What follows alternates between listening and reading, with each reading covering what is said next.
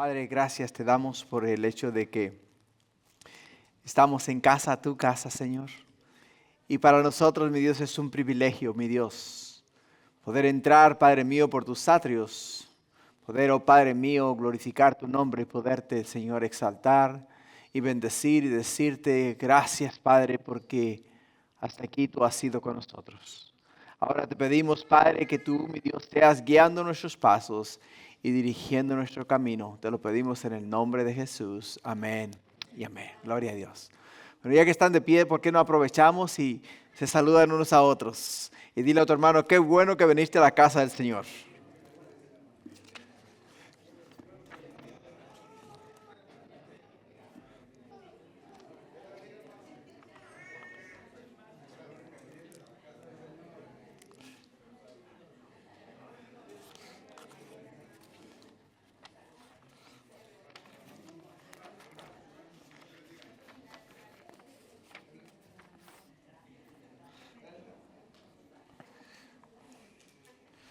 Antes de dar inicio con la palabra, vamos a repasar los anuncios.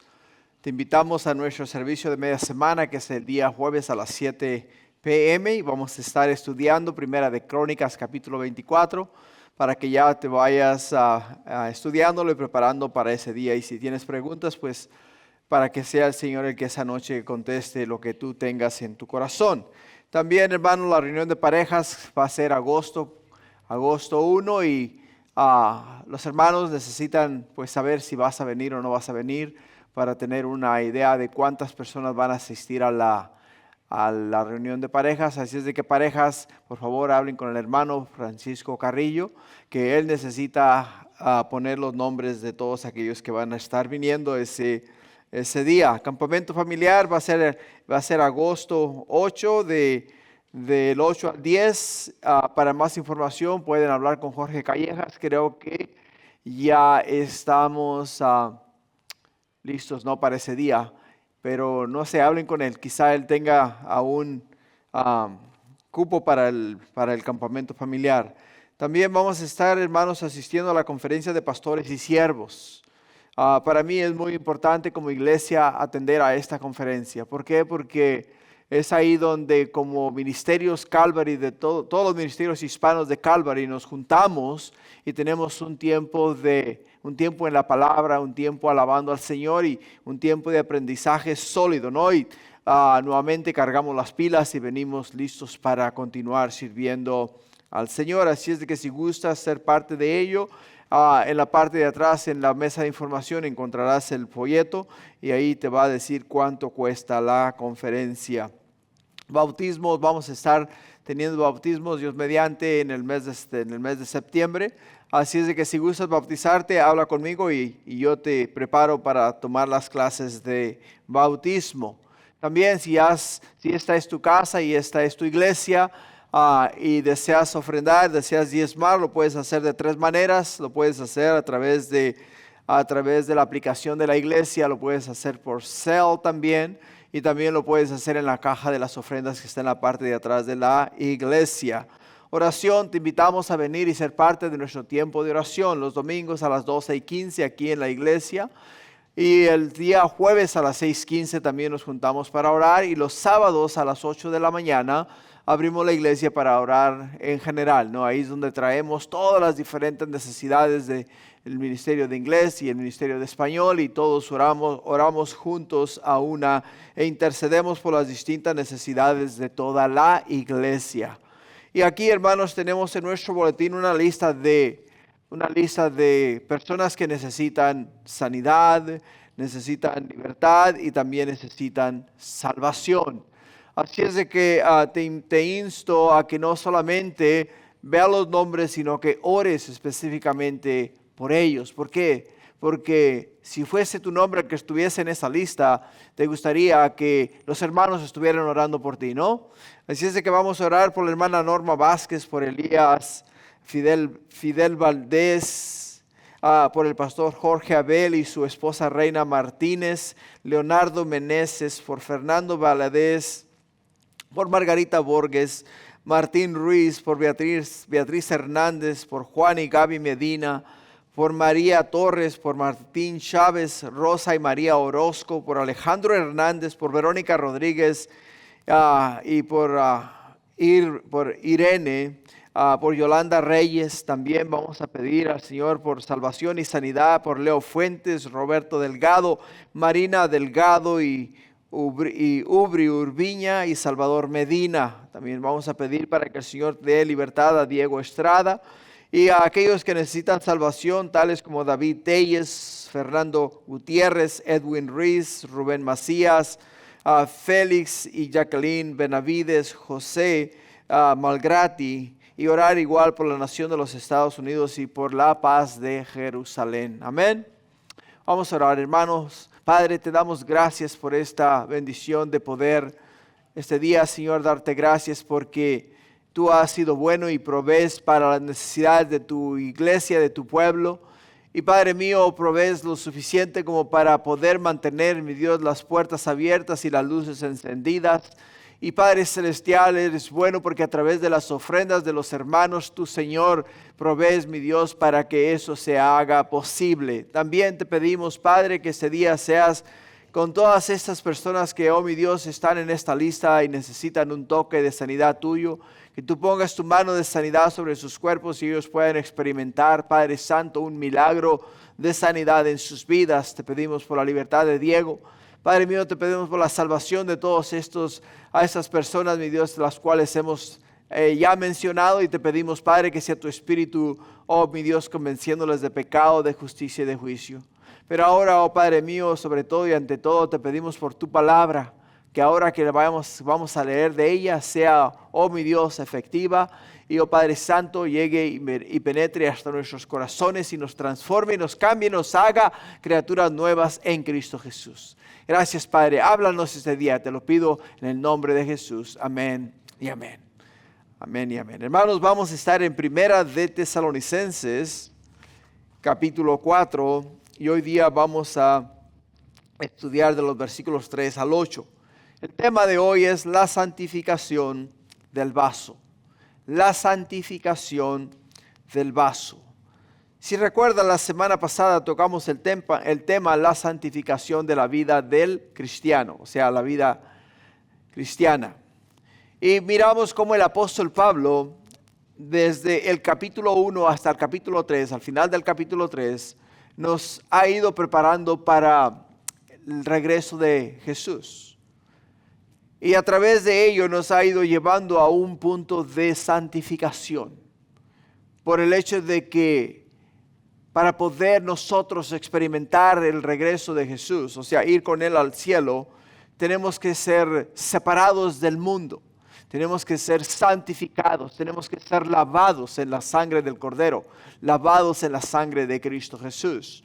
Y por ello es que el apóstol Pablo se ha dado a la tarea desde que comenzó a escribir esta carta, por el hecho de que esta iglesia fue formada en el medio de la tribulación. Y cuando el apóstol Pablo predica el evangelio a ellos, les dice a ellos esta breve tribulación, ¿no? Les habla a ellos de una tribulación breve. ¿Por qué? Porque comparada a la eternidad no es nada. Digamos que si el Señor nos da la bendición de vivir en este mundo 70 años y viviésemos esos 70 años en dolor, en angustia y en agonía, y estuviésemos continuamente en continua queja, son solamente 70 años que no se comparan a la eternidad. Y el apóstol Pablo les dice a ellos, ustedes que fueron formados, que recibieron a Jesús en el medio de tribulación, en el medio de prueba, en el medio de un ambiente difícil, manténganse fieles, mantengan los ojos en Jesús, esperando el regreso del Salvador, el cual va a venir y nos va a sacar de este mundo de maldad, de este mundo de pecado, y nos va a llevar a estar con Él por la eternidad en el cielo. Y cuando ellos escucharon esas palabras, se animaron. ¿A qué? A seguir fieles al Señor. Continuaron aprendiendo la palabra de Dios. Continuaron aferrándose a la verdad. Continuaron hacia adelante, hacia la meta, esperando el regreso de Jesús. Pero a medida que pasaban los años, a medida que pasaba el tiempo, las tribulaciones, o sea, las pruebas se hacían más difíciles. Y aparte de que se hacían más difíciles, muchos de ellos estaban muriendo. Estaban muriendo. Y comenzó un tipo de murmuración dentro de la iglesia. Y este tipo de murmuración que comenzó dentro de la iglesia, ¿qué va a ser de aquellos que han muerto? Porque vivíamos con la esperanza de que Jesús iba a venir por nosotros. Pero ellos han ya muerto y nosotros aún seguimos con los ojos puestos en el cielo, esperando que regrese Jesús. Y Jesús no ha regresado. ¿Qué hay de ellos? ¿Qué va a pasar con ellos? Y el apóstol Pablo escribe esta carta específicamente para decirles a ellos lo que va a pasar con ellos. Dios mediante lo vamos a mirar dentro de 2 semanas, donde el apóstol Pablo nos lleva a nosotros a través del hecho de que cuando Jesús regrese, los muertos en Cristo, dice, resucitarán primero. Después nosotros los que hayamos quedado, dice que seremos elevados, o sea, seremos arrebatados, llevados al cielo, donde nos uniremos con ellos y estaremos con Cristo por la eternidad. Y el apóstol Pablo nos ha ido preparando a través de todo el capítulo. Nos ha ido preparando, nos ha ido llevando a la santificación. Nos ha ido preparando para que nos apartemos de todas las cosas que en este mundo nos pueden ser a nosotros piedras de tropiezo. Para que entendamos que en el mundo, hermanos, no hay nada en esta tierra que nos pueda gratificar o nos pueda dar a nosotros lo que Dios puede darnos y lo que Él tiene para nosotros en la eternidad. Acá en la tierra, hermanos, los caminos son de tierra, en el cielo son de oro. Acá en la tierra, hermanos, en el mundo se sufre, en el mundo se pasa mucho trabajo. En el cielo nos dice la Escritura que vamos a ser confortados, vamos a ser consolados, que no vamos a experimentar el dolor, no vamos a experimentar el llanto, no vamos a experimentar nada contrario a lo que vivimos aquí en la tierra. ¿Por qué? Porque en el cielo está la presencia de Dios. Por ello es que el apóstol Pablo nos ha ido preparando para esto. Nos ha ido preparando para esto. La semana pasada miramos los versículos 1 y 2, donde dice: por lo demás, hermanos, os rogamos y os exhortamos en el Señor Jesús, que de la manera que aprendisteis de nosotros, como os conviene, dice, conduciros y agradar a Dios, así abundéis más y más. Porque ya sabéis qué instrucciones os dimos por el Señor Jesús. Si Pablo no solamente nos habla en este capítulo de que debemos de agradar a Dios de la manera que aprendimos, de la manera que el apóstol Pablo nos ha ido enseñando a nosotros desde el capítulo 1 hasta el final del capítulo 3 y comenzando en el capítulo 4. Agradar a Dios, apartarnos del pecado, apartarnos del mundo, apartarnos de la maldad y vivir para Cristo Jesús. Por ello, el tema de hoy, la santificación del vaso. En la Biblia, la palabra vaso se utiliza metafóricamente para referirse a una persona o a su cuerpo. Para referirse a una persona o al cuerpo de la persona. En 2 de Corintios capítulo 4 versículo 7, el apóstol Pablo nos habla a nosotros de que dentro de estos vasos de barro, o sea, dentro de nosotros, dentro de este vaso de barro, dice, contenemos un gran tesoro. Tenemos un gran tesoro. Y el tesoro que tenemos dentro de estos vasos de barro es el Evangelio. Es el Evangelio. Qué interesante, ¿no? ¿Por qué, hermanos? Porque la santificación del vaso, por lo tanto, se refiere al proceso por el cual Dios purifica y transforma la vida de una persona, preparándola ¿para qué? Preparándola para ser utilizada para la gloria de Dios. Para la gloria de Dios. Cuando hablamos de que vamos a reflejar la gloria de Dios, Estamos hablando de que vamos a reflejar quién es Dios a las demás personas. Cuando Dios se glorifica en nosotros, quiere decir que a través de nosotros Él se está dando a conocer al mundo, se está dando a conocer a la humanidad, de que Él es un Dios bueno, es un Dios de amor, un Dios de misericordia, un Dios de gracia, un Dios que se interesa en nosotros y no quiere que pasemos la eternidad separados de Él. Por ello, hermanos, la santificación del vaso implica purificación interior. Purificación interior.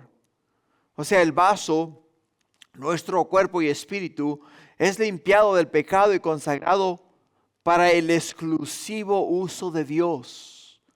Para el exclusivo uso de Dios. O sea, es un acto de separación sagrado. Es un acto en el cual Dios nos separa a nosotros para un uso especial. Para un uso especial. Es como cuando tú tienes un vaso y lo usas solamente para un propósito único.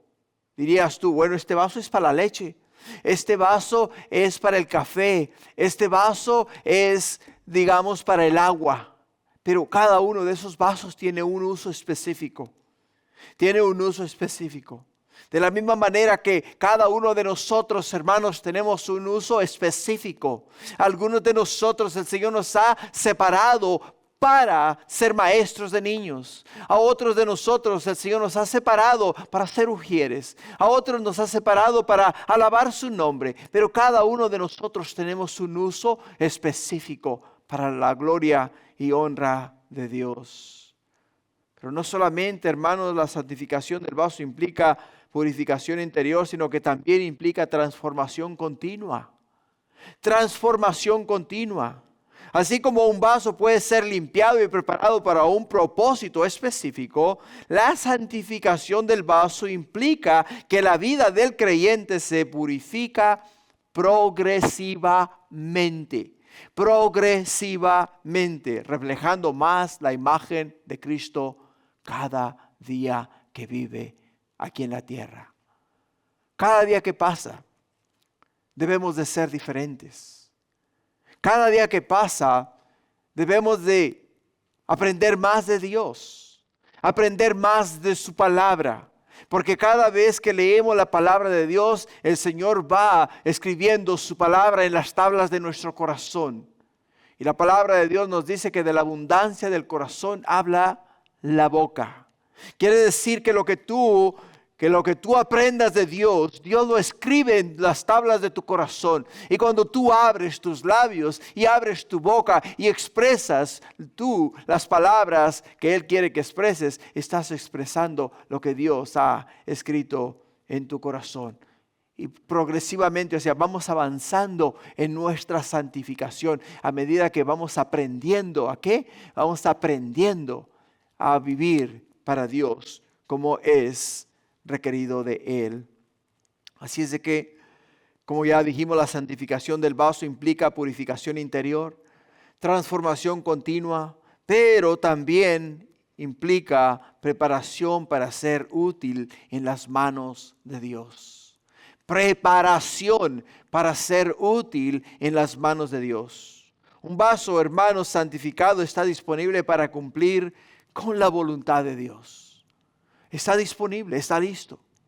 Cuando tú agarras tu vaso y lo llenas de café, tomas tu café, después de que terminas de tomarte tu taza de café, vas al lavamanos o lo metes en el lavaplatos, lo sumerges en el agua, lo limpias y después de que terminas de limpiarlo, el vaso está listo nuevamente. ¿Para qué? Para tomar café nuevamente. O sea, está listo para volver a ser usado. Para volver a ser usado. A través del día, hermanos, nuestro vaso, o sea, nuestro cuerpo, se ensucia. Se ensucia con pensamientos ilícitos. Se ensucia cuando tocamos cosas que no debemos de tocar. A través del día, hermanos, somos expuestos a diferentes cosas y decimos cosas que literalmente no debemos de decir. Pero entiende que cuando llega la noche y tú abres la palabra de Dios, meditas en ella y oras al Padre, esa noche el Señor te ¿qué? Te limpia y te vas a dormir. Y ahí es donde tú dices, en paz me acostaré y asimismo dormiré, porque solamente tú, Señor, me harás vivir confiado. Y duermes la noche y te levantas por la mañana. Y estás listo, ¿para qué? Para un nuevo día. Tu vaso está limpio. ¿Por qué? Porque la palabra de Dios nos dice a nosotros que las bendiciones de Dios son frescas y nuevas cada mañana. Quiere decir que ahora el Señor te va a dar a ti algo nuevo para que tú compartas con otras personas. Y es de la manera en la cual, hermanos, nos limpiamos para hacer la voluntad de Dios. La voluntad de Dios. Y esto significa que nuestras vidas y cuerpos, al ser santificados, son herramientas para cumplir los propósitos divinos. Los propósitos divinos. Así es de que la santificación del vaso, hermanos, se refiere como un creyente es transformado por Dios. Y eso es lo que vamos a estar hablando este día. Vamos a estar hablando acerca de la santificación del vaso. Lo que quiere decir es que vamos a hablar acerca de nuestra transformación, de cómo Dios ha ido transformando nuestras vidas y cómo Dios nos ha ido preparando para su regreso, para su venida. Lo que nos lleva al primer punto de hoy. El primer punto de hoy, hermanos, es la voluntad de Dios, nuestra santificación. La voluntad de Dios, nuestra santificación. En el versículo 3 nos dice, pues la voluntad de Dios es vuestra santificación, que os apartéis ¿de qué? Os apartéis de la fornicación. Frecuentemente me hacen esta pregunta. ¿Cómo puedo conocer la voluntad de Dios? ¿Cómo puedo conocer la voluntad de Dios? Y es hermoso, ¿por qué? Porque Dios nos ha dejado a nosotros estipulado en su palabra cómo llegar a conocer su voluntad. Para nosotros es muy importante vivir bajo la voluntad de Dios. Hacer lo que a Dios le agrada. Hacer lo que Dios requiere de nosotros, sus hijos. Por ello es muy importante cuando alguien te pregunte a ti, ¿cómo puedo conocer la voluntad de Dios? Tú puedas contestar a las personas de una manera bíblica. ¿Cuál es la voluntad de Dios y cómo pueden llegar a conocer la voluntad de Dios? Hermano, la voluntad de Dios es que ninguno perezca, sino que todos procedan al arrepentimiento. Nos dice Él en su palabra en Juan 3:16, porque de tal manera amó Dios al mundo, que no quiere que nadie se pierda, mas que todos procedan al arrepentimiento. Todos. Pero en 2 de Pedro, capítulo 3, versículo 9, la Escritura nos dice, el Señor no retarda su promesa, según algunos la tienen por tardanza, sino que es paciente para con todos nosotros, o sea, para con nosotros, no queriendo que ninguno perezca, sino que todos procedan ¿al qué? Al arrepentimiento.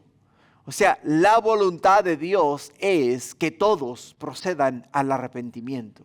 Si alguien te pregunta a ti y te dice, ¿cuál es la voluntad de Dios? ¿Cómo puedo llegar a conocer la voluntad de Dios? Pues les puedes decir, número 1, Dios no quiere que nadie perezca, sino que todos, absolutamente todos, procedamos al arrepentimiento. Todos procedamos al arrepentimiento. Segundo, la voluntad de Dios es que continuamente, hermanos, estemos dando gracias. Continuamente estemos dando gracias. La voluntad de Dios es que todos procedamos al arrepentimiento. La voluntad de Dios es que todos continuamente estemos dando gracias a Dios. En Primera de Tesalonicenses, capítulo 5, versículo 18, nos dice la Escritura, dad gracias en todo, dice, porque esta es, ¿qué? Esta es la voluntad de Dios para con vosotros en Cristo Jesús. Dad gracias en todo. Dirás tú, oh Señor, ¿te tengo que dar gracias por el dolor que siento? ¿Te tengo que dar gracias porque mi hijo se ha ido de la casa? ¿Te tengo que dar gracias, Señor, porque mi papá o mi mamá están enfermos? ¿Te tengo que dar gracias, Señor, porque he sido despedido de mi trabajo? O sea, son muchas preguntas que dirás tú, bueno, ¿te tengo que dar gracias por todo esto? Y tú dirías, no, porque todas estas cosas son cosas negativas que si Dios me amara, Dios no hubiera permitido ninguna de estas cosas. Pero en realidad, hermanos, el hecho es que Dios sí nos ama. Nos ama mucho y ¿sabes qué? Tenemos que darle gracias. ¿Por qué? Por el hecho de que cuando nos despiden del trabajo, podemos venir y decir a Él, Señor, por favor, ábreme una nueva puerta. Consígueme un nuevo empleo, y el Señor te abre puertas y te consigue un nuevo empleo. Lo tienes a Él para acudir a Él y decirle gracias, Señor, porque tú has estado y estás ahí para mí, para apoyarme, para levantarme, para darme tu bendición. Y esa es la voluntad de Dios, que demos gracias a Dios en todo y en todo tiempo. Por ejemplo, como hoy en nuestro texto, la voluntad de Dios es que poseamos nuestro cuerpo ¿en qué? En pureza. Poseamos nuestro cuerpo en pureza. Dice, pues la voluntad de Dios es vuestra santificación. Vuestra santificación, que os apartéis ¿de qué? Os apartéis de fornicación. En el Nuevo Testamento encontramos 3 formas de santidad. 3 formas de santidad. Escucha, iglesia. Es muy importante para nosotros. ¿Por qué? Porque la palabra de Dios nos dice que sin santidad nadie, absolutamente nadie puede ver la gloria de Dios. Nadie puede ver a Dios. Nadie puede comparecer ante Dios sin santidad.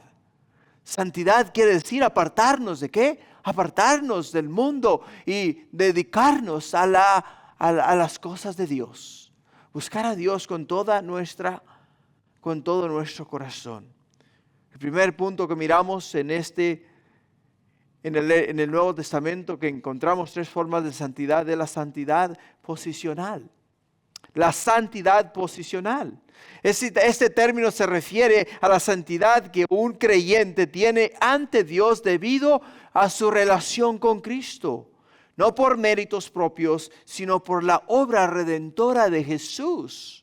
O sea, cuando yo dije, Señor Jesús, me arrepiento de mis pecados, te confieso como mi Salvador, te invito a entrar en mi corazón. O sea, me posesioné en la salvación que me ofrece Jesús.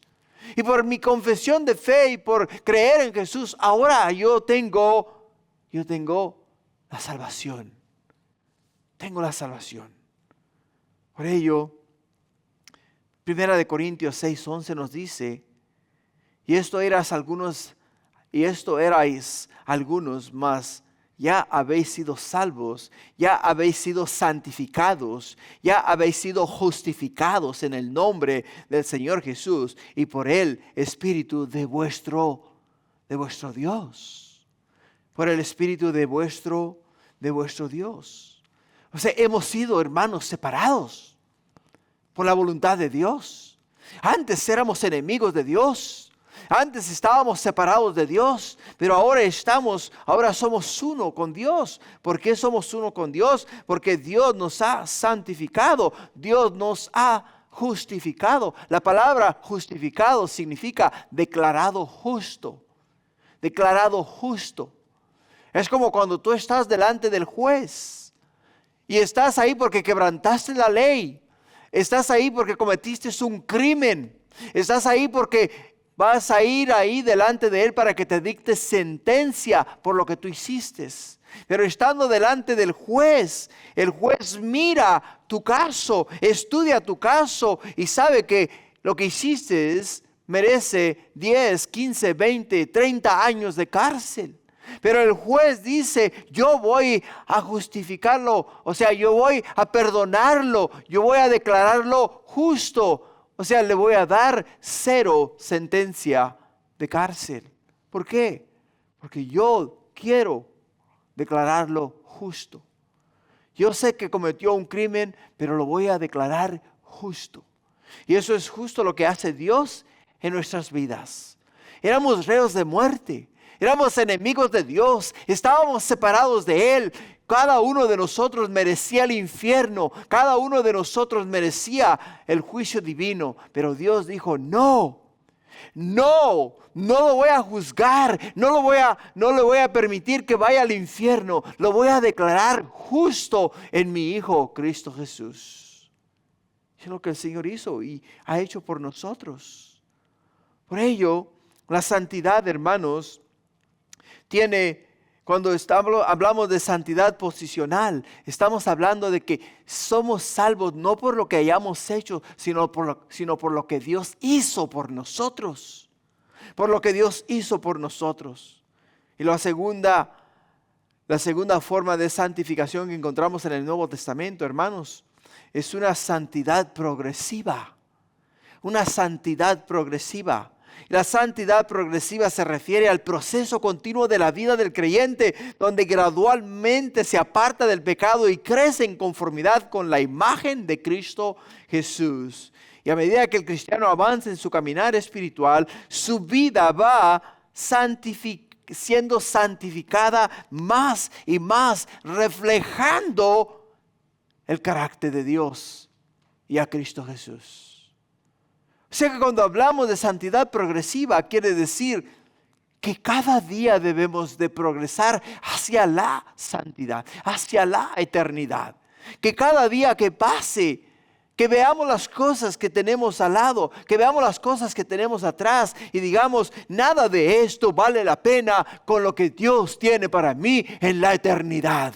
Y diariamente nos vamos acercando a Él. Diariamente vamos hacia la meta, hacia el supremo llamamiento.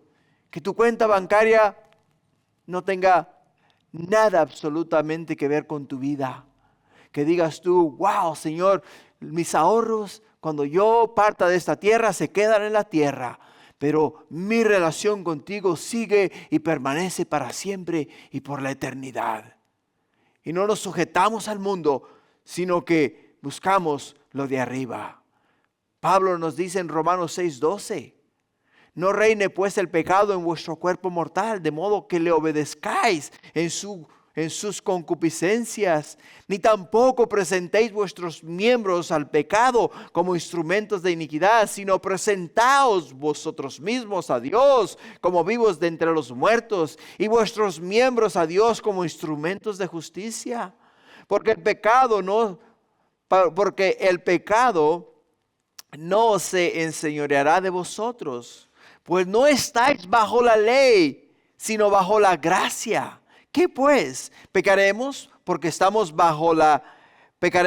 no estamos bajo la ley, sino bajo la gracia? En ninguna manera.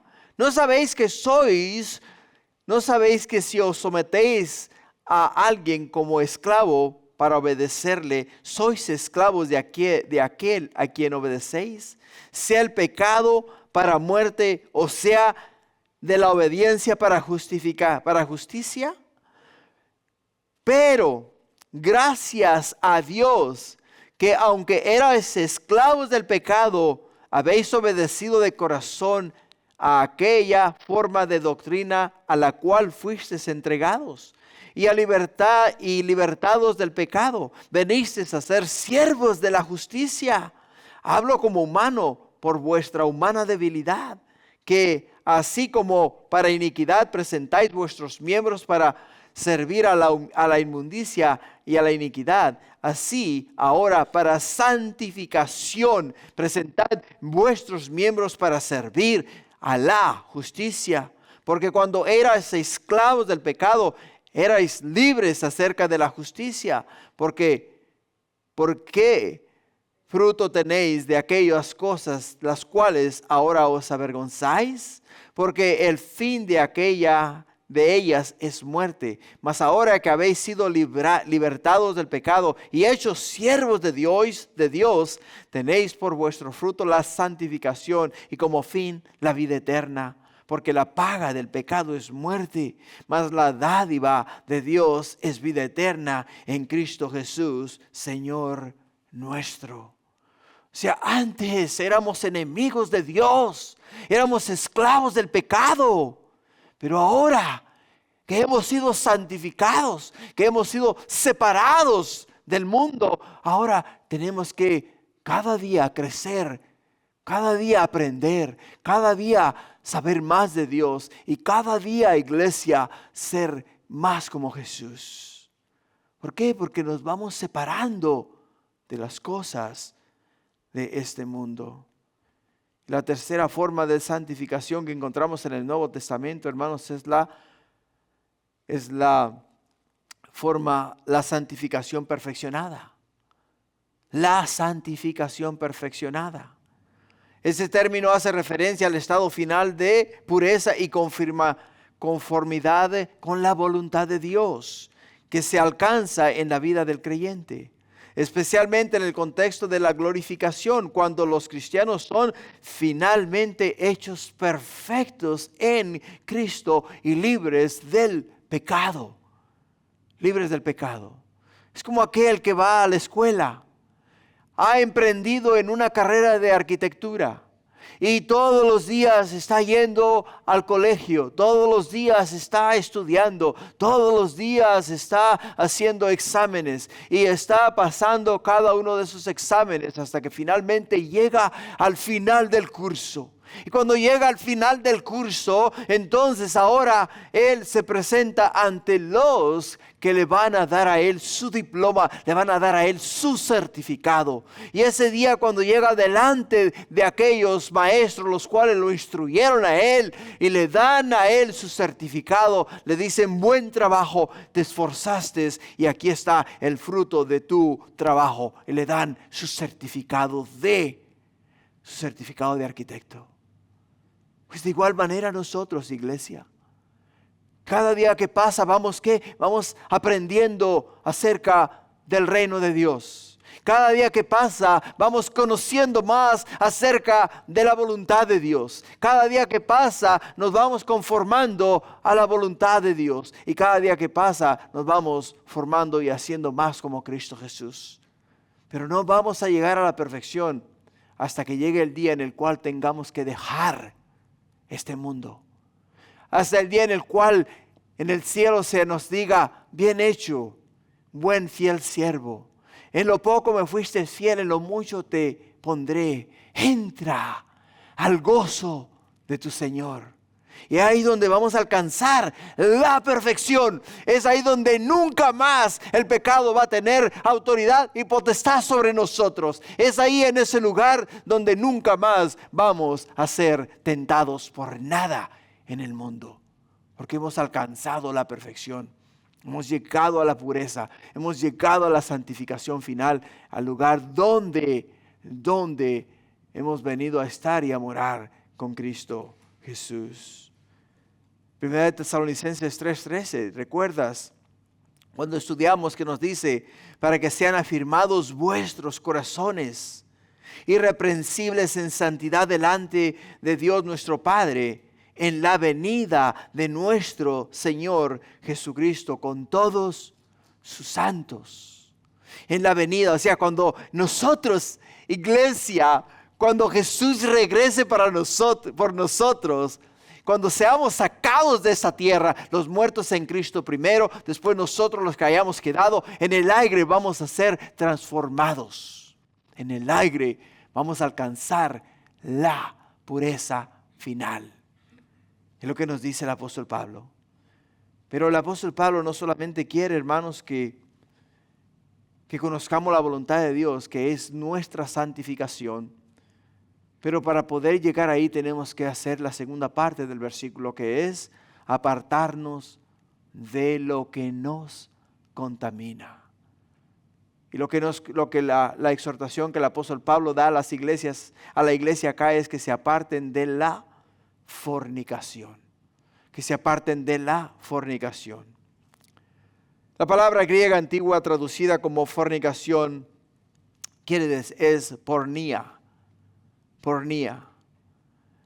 que nos habla acerca de la pornografía, que nos habla acerca de los actos sexuales ilícitos y acciones que se cometen fuera del matrimonio. Es de lo que nos está hablando la palabra de Dios acá. O sea, relaciones sexuales fuera de la alianza matrimonial. Y es a lo que el apóstol Pablo está haciendo referencia. Pablo nos dice en 1 Corintios 6, versículo 12, dice, todas las cosas me son lícitas, mas no todas convienen. Todas las cosas me son me perdí la línea.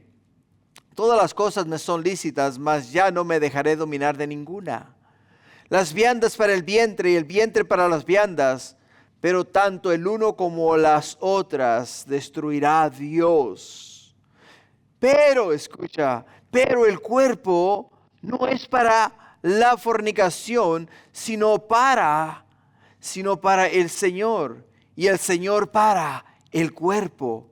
Y en el versículo 14 dice, y Dios que levantó al Señor también a nosotros nos levantará con su poder. ¿No sabéis que vuestros cuerpos son miembros de Cristo? Quitaré pues los miembros de Cristo y los haré miembros de una ramera.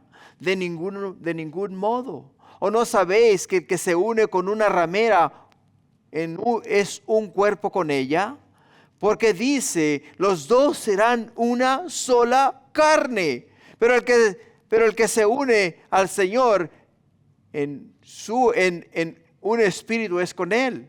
Huid de la fornicación. Cualquier otro pecado que el hombre comete está fuera del cuerpo. Mas el que fornica contra su propio cuerpo peca. ¿O ignoráis que vuestro cuerpo es el templo del Espíritu Santo, el cual está en vosotros, el cual tenéis de Dios, y que no sois vuestros? Porque habéis sido comprados por precio. Glorificad pues a Dios en vuestros cuerpos y en vuestro espíritu, lo cual son de Dios. La exhortación del apóstol Pablo, hermanos, en este versículo de Primera de Tesalonicenses, y la exhortación del apóstol Pablo aquí en el libro de Primera de Corintios capítulo 6, es el hecho de que cuando uno comete cuando uno adultera o cuando uno fornica, está pecando contra su propio cuerpo, contra nuestro cuerpo. ¿Por qué? Porque la palabra de Dios nos dice que cuando el hombre se une con una mujer de manera conyugal, los dos vienen a ser una sola carne. O sea, tu espíritu de una manera u otra se funde con el espíritu de la otra persona. Y cuando tú te unes con otra persona, automáticamente aquella persona tiene algo de ti que se lleva consigo.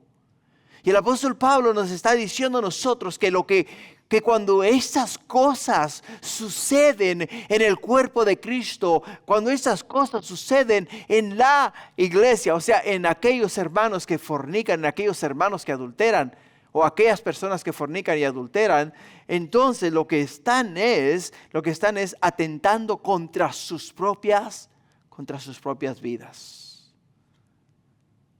¿Por qué, hermanos? Porque Pablo no lo pone tan claro como el agua. No lo dice en la parte final del versículo 13. Dice, pero el cuerpo no es para la fornicación, sino para el Señor. Y el Señor para el cuerpo. Y al final del versículo 15 nos dice, quitaré pues los miembros de Cristo y los haré miembros de una ramera. Y después, al final del versículo 10, al comienzo del versículo 18, nos dice, huir de la fornicación. Cualquier otro pecado que el hombre cometa está fuera del cuerpo, mas el que fornica contra su propio cuerpo peca. ¿Te das cuenta?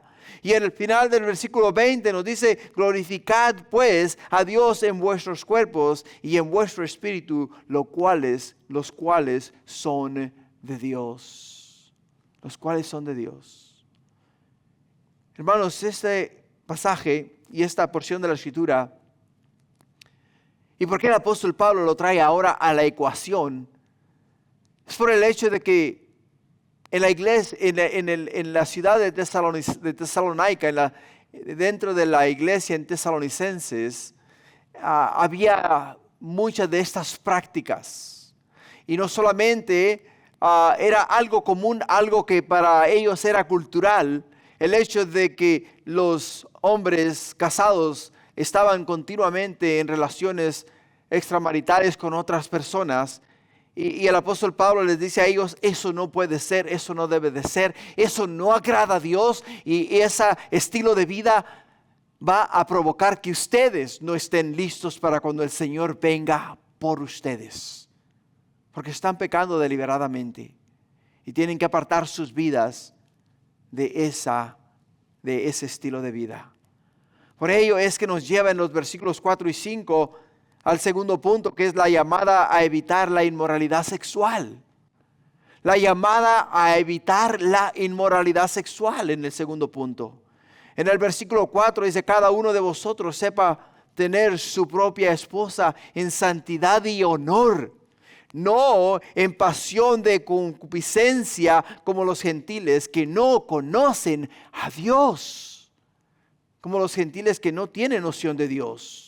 En la Nueva Traducción Viviente, estos versículos se leen de la siguiente manera. Dice, como resultado, cada uno controlará su propio cuerpo y vivirá en santidad y honor, no en pasiones sensuales como viven los paganos que no conocen a Dios ni sus caminos. Por ello es que podemos ver que la palabra cuerpo en el griego es sekeus, y se emplea para denotar la palabra vaso, o sea, contenedor o jarra. ¿Qué es lo que quiere decir? Lo que quiere decir es que nuestro cuerpo es templo del Espíritu Santo. Es una casa de barro, es un vaso donde Dios ha venido a morar. Es un vaso el cual Dios usa para poder derramar de sus bendiciones a otras personas. Y el apóstol Pablo, cuando nos habla a nosotros respecto a este punto, nos está hablando específicamente para que nos santifiquemos, para que nos limpiemos de toda esta clase de inmundicia. En el Antiguo Testamento los vasos contenían, hermanos, líquidos especiales para la ofrenda de Dios. Algunos de ellos contenían incienso, otros contenían vino, otros contenían diferentes formas a través de las cuales los sacerdotes usaban para el servicio de Dios. Agarraban los vasos y derramaban el incienso sobre las brasas, y cuando el incienso caía sobre las brasas, el incienso se quemaba en las brasas y el olor del incienso subía como aroma fragante a la nariz del Señor. Y esto el Señor nos dice a nosotros que siendo nosotros vasos del Señor, los cuales Él usa para poner en nosotros su palabra, poner en nosotros su gloria, y cuando Él viene y nos usa y nos vacía, y derrama el contenido que tenemos en nuestros corazones, en nuestras personas, con otras personas, las bendecimos de una forma especial. Así es de que en el Antiguo Testamento, hermanos, específicamente en Números capítulo 15, encontramos que los vasos eran usados para ofrendas especiales para el Señor. Pero en el Nuevo Testamento, hermanos, nosotros mismos somos vasos de barro, vasos que contienen un tesoro divino, contienen a Cristo Jesús. Segunda de Corintios 4:7 nos dice, pero tenemos este tesoro en vasos de barro, para que la excelencia del poder sea de Dios y no de nosotros. O sea, Pablo nos dice que debemos mantener nuestros cuerpos puros. Si vamos al Antiguo Testamento, en el libro de Daniel, específicamente en el capítulo 5, podemos ver que cuando Nabucodonosor conquistó la ciudad de Jerusalén, cuando el rey Nabucodonosor, rey de Babilonia, conquistó la ciudad de Jerusalén, entró en el templo, en la casa de Dios. Y al entrar en el templo, en la casa de Dios, sacaron todos los utensilios, sacaron los vasos, las cucharas, las tenazas, sacaron todo y todo lo transportaron a Babilonia.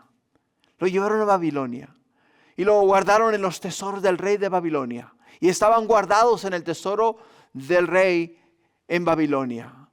Pero, hermanos, entendamos algo. Que aproximadamente en el año 539 antes de Cristo, Baltasar festejaba en Babilonia mientras miles de medos y persas asediaban la ciudad. O sea, este hombre no solamente estaba celebrando el hecho de que tenía una ciudad sumamente fortificada. ¿Por qué? Porque la ciudad, hermanos, que rodeaba los muros que rodeaban la ciudad tenían aproximadamente 350 pies de altura y 87 pies de grosor. ¿Te das cuenta? 350 pies de altura y 87 pies de anchos. Y rodeaba toda la ciudad. Los medos y los persas estaban tratando ¿de qué? Estaban tratando de entrar en la ciudad y no podían entrar en la ciudad. ¿Por qué? Porque los muros eran sumamente altos. Y el rey Baltasar, festejando con sus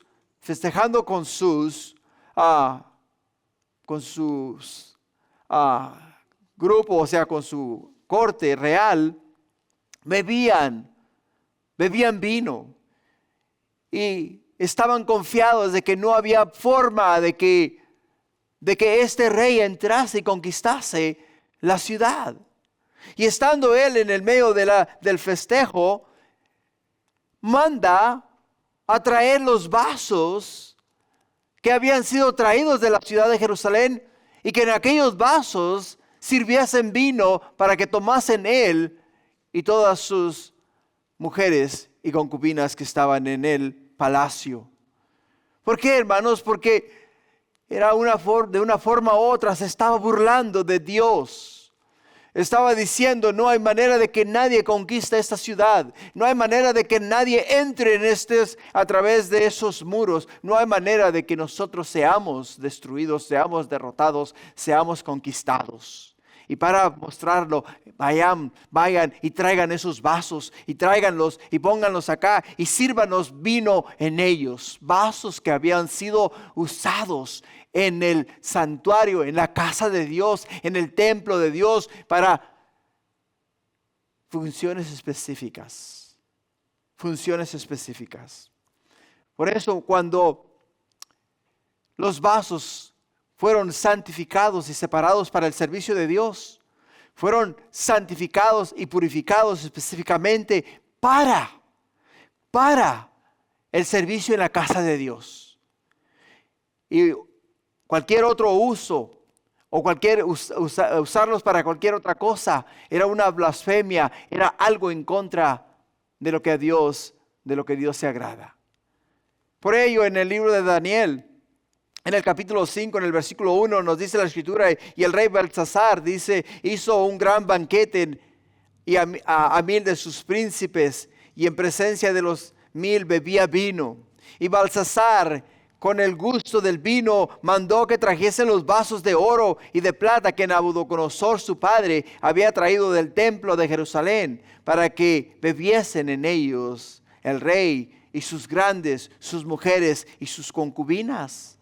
Entonces fueron traídos los vasos de oro que habían traído del templo de la casa de Dios que estaba en Jerusalén. Y bebieron en ellos el rey y sus príncipes, sus mujeres, sus concubinas. Bebieron vino y alabaron a los dioses de oro y de plata, de bronce, de hierro, de madera y de piedra. En aquella misma hora, dice, aparecieron los dedos de una mano de hombre que escribía delante del candelero sobre sobre el encaldado en la pared del palacio real, y el rey veía la mano que escribía. Entonces el rey palideció y sus pensamientos lo torturaban, y se debilitaron sus lomos y sus rodillas daban la una con la otra. O sea, cuando el rey miró la mano escribir en la pared, comenzó, se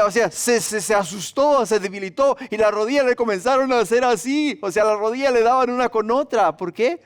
Porque entendió que lo que él estaba haciendo era una blasfemia en contra de Dios. En contra de Dios.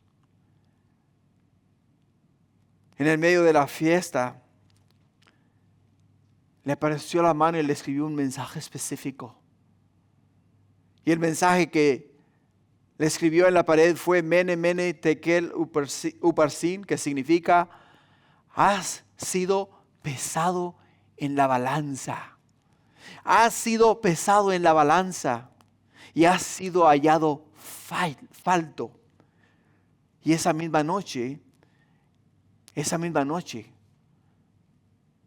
los enemigos de Babilonia, esa misma noche lograron entrar después de desviar el río.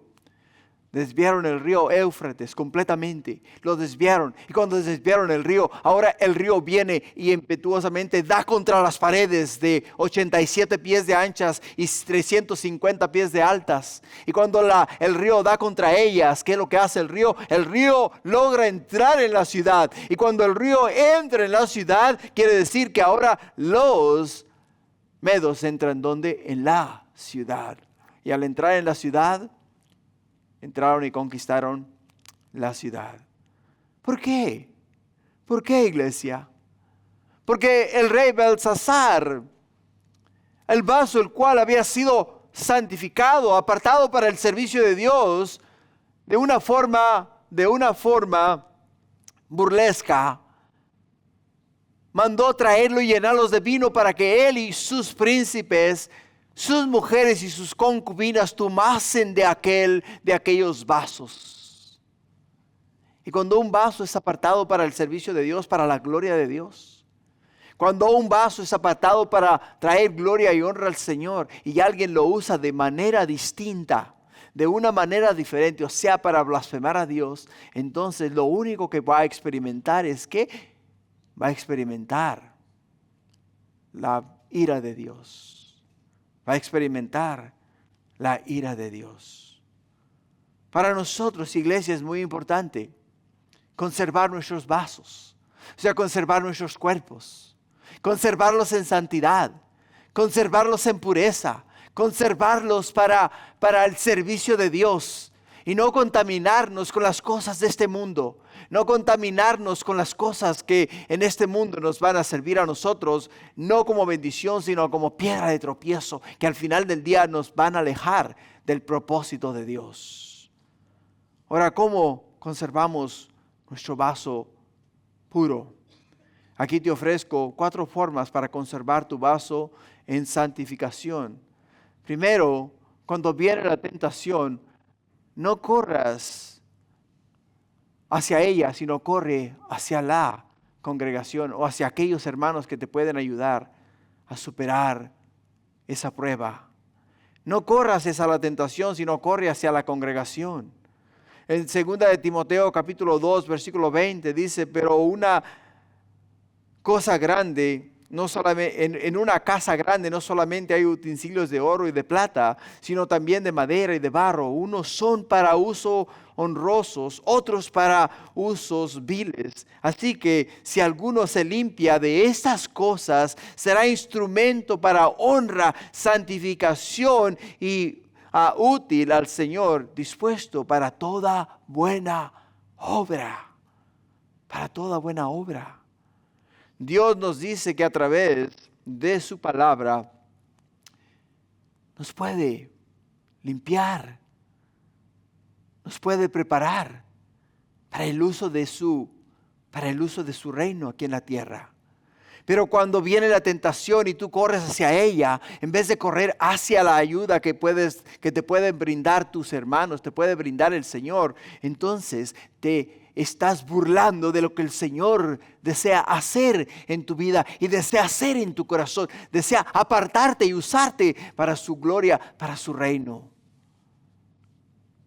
La segunda cosa que podemos entender y tener a nuestra disposición es huir de las pasiones juveniles, como nos lo dice el apóstol Pablo en 2 de Timoteo, capítulo 2, versículo 22, donde dice: huye también de las pasiones juveniles y sigue la justicia, la fe, el amor, la paz con los de corazón limpio, con los que de corazón limpio invocan al Señor. O sea, cuando te juntas con personas que piensan mundanamente, actúan mundanamente y viven de una manera fuera de la voluntad de Dios, estás expuesto a ser arrastrado en esa dirección. Pero cuando tú te apartas y te juntas con aquellas personas que aman a Dios, sirven a Dios, han dedicado su vida al servicio del Señor, entonces ahora tú puedes ser limpiado por el Señor.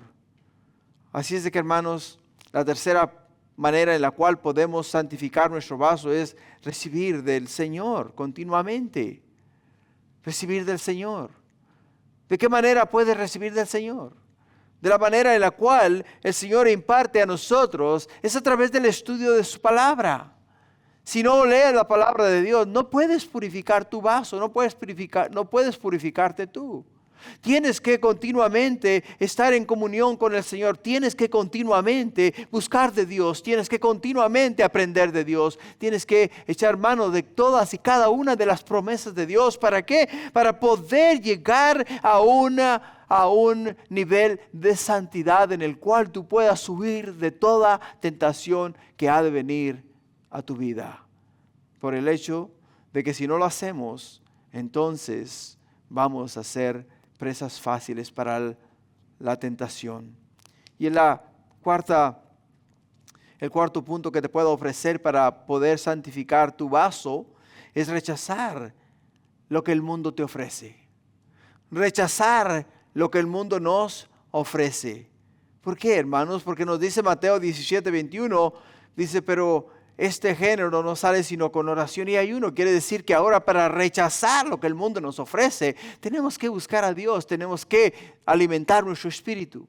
Y nuestro espíritu se alimenta a través de la lectura y la enseñanza de la palabra de Dios. Se alimenta a través de la abnegación a lo que tu cuerpo te demanda, te requiere. Muchas veces el cuerpo requiere placer, el cuerpo requiere alimentación, el cuerpo requiere que le des ciertas cosas que le placen. Bueno, pues hay que ser nosotros sabios. ¿De qué manera? Bueno, si yo sé que hay cierto aspecto de mi vida en el cual o con el cual yo estoy lidiando, pues ahora tengo que buscar a Dios que me ayude ¿a qué? Que me ayude a superar esa etapa de mi vida. Lo voy a hacer de la manera que Jesús lo hizo. Cuando Jesús fue bautizado, nos dice la palabra de Dios. Cuando Jesús descendió a las aguas, cuando Jesús salió de las aguas, nos dice la Escritura que descendió sobre de él un espíritu en forma de paloma.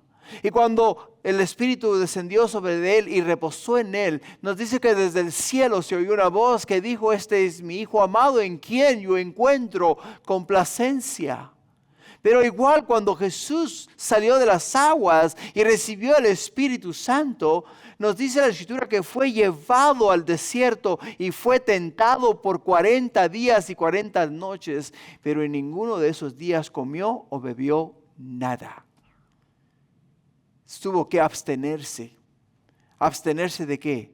Abstenerse de lo que su cuerpo le pedía para poder someter su cuerpo a la voluntad de Dios. A la voluntad de Dios. Dirás tú: pero es que yo no puedo ayunar. Está bien. Quizá no puedas ayunar un día completo. Quizá digas tú: hoy día me voy a pasar mi almuerzo. No voy a almorzar. Voy a usar la hora que iba a usar para almorzar para orar. Y voy a orar fervientemente y voy a decir, Señor, ayúdame porque te necesito. Ayúdame porque sin ti no puedo superar esa etapa de mi vida. Para terminar, el punto 3, en el versículo 6 y 8, que no los vamos a estudiar hoy, hermanos, porque ya se me acabó el tiempo. Y dárselos ahora sería apurar la cosa y no quiero cortarles el estudio completo de lo que son estos dos versículos, que son muy, muy importantes por el hecho de que nos dice que ninguno agravie ni engañe en nada a su hermano, porque el Señor es vengador de todo esto. Como ya os hemos dicho y testificado, pues no nos ha llamado Dios a inmundicia, sino a santificación. Así que el que desecha esto, no desecha a hombres, sino a Dios, que también nos dio su Espíritu. Hay mucho, pero mucho que enseñar en estos versículos. Leerlo ahora y dárselos para terminar el mensaje sería robarles a ustedes de lo que Dios quiere y tiene para cada uno de nosotros. Así es de que lo dejamos pendiente ahí. Regresamos al punto 3, Dios mediante, el siguiente domingo. Lo vamos a empatar con los versículos 9 al 12 y así terminamos con lo que es las primeras tres secciones de Primera de Tesalonicenses capítulo 4. Y entonces al siguiente domingo vamos a la cuarta, que es el rapto de la iglesia. Amén. Amén. Pueden pararse de pie, vamos a orar en reverencia al Señor. Y darle gracias, Padre, porque ese día, Señor, en los versículos que hemos leído, Señor, han sido versículos claves para nuestra vida. Porque nos hablas, Padre Santo, acerca de tu voluntad. Y tu voluntad, Padre mío, es la santificación. Tu voluntad es, Padre mío, que nos apartemos de las inmundicias de este mundo, Padre.